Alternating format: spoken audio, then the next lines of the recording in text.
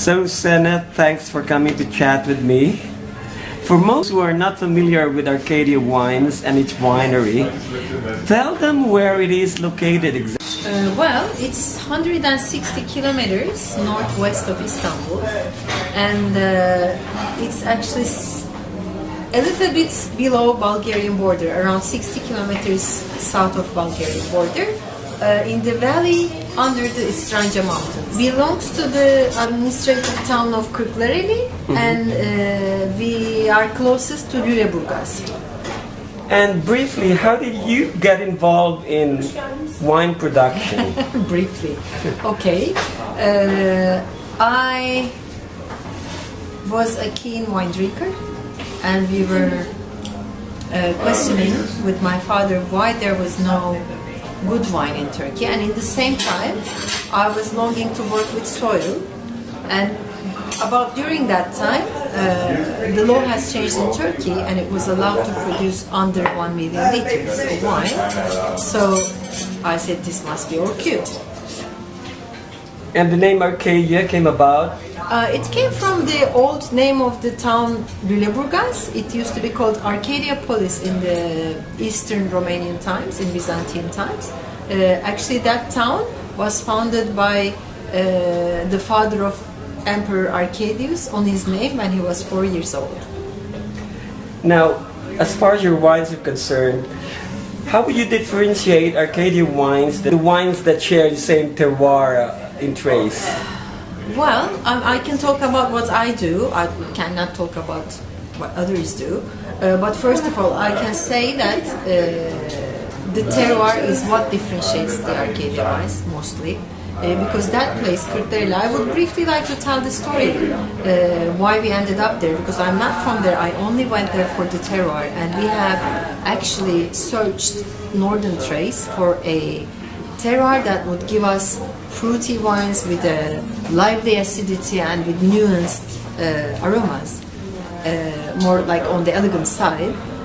And that's how we ended up in Kırklareli, by reviewing the statistics for the past 50 years of weather, and also by soil analysis. And when we started working there, when we were planting, I found out about the history of the place, which I had no idea, I ignored before I arrived there. It used to be a very well-known winemaking area since antiquity until First World War, for a very, very long time. The Odrysian kingdom of Thrace was located there, and the strange area covering Bulgarian, across the Bulgarian border right now. And Odrysians were known for their workmanship and for their winemaking. When they could not be conquered by the ancient Greece, they were merged into ancient Greece by diplomacy. They were convinced to join them by diplomacy, but when they merged, they took their culture with them, which later on got assimilated in the vast Hellenistic Greek culture. Therefore, the Thracian god Bacchus, the god of wine and theater, wine and art, became Dionysos in the Greek Olympus mountain. But that's why Dionysos could not become 100% Olympian god. So I was really struck also later on by this history. And what happened is very funny, because through the scientific means, which means following the statistics and soil analysis, we ended up in an ancient terroir as the very first producers since the production halted there at the end of the 19th century. And we sort of pioneered the resurrection of this great ancient terroir, which was really amazing. How long has Arcadia been founded? The idea started at 2003. We decided to do Arcadia in 2003. The name, we didn't know then. We searched for a location, found our location at the end of 2004. Then we prepared the soil for a year and a half and planted our vineyards in 2006. And the first vintage was? 2009. That's when we started. So what differentiates Arcadia wines is we try to work a pure and true to the grape terroir wine, which means we work with a very minimal manipulation method in the winery. What we try to do in winery basically is to turn the grapes into wine without changing their taste, with minimal intervention. So I think that is what would make the most important characteristic of our If somebody is looking at a wine menu in a restaurant or a wine store, which of your wine would you immediately suggest for either dining or casual drinking? Wow, that's a very difficult question because first of all, I would not release a wine that I cannot suggest. But what they're more than likely to come across in a wine list, because we're a small producer, we produce 100,000 bottles a year roughly, and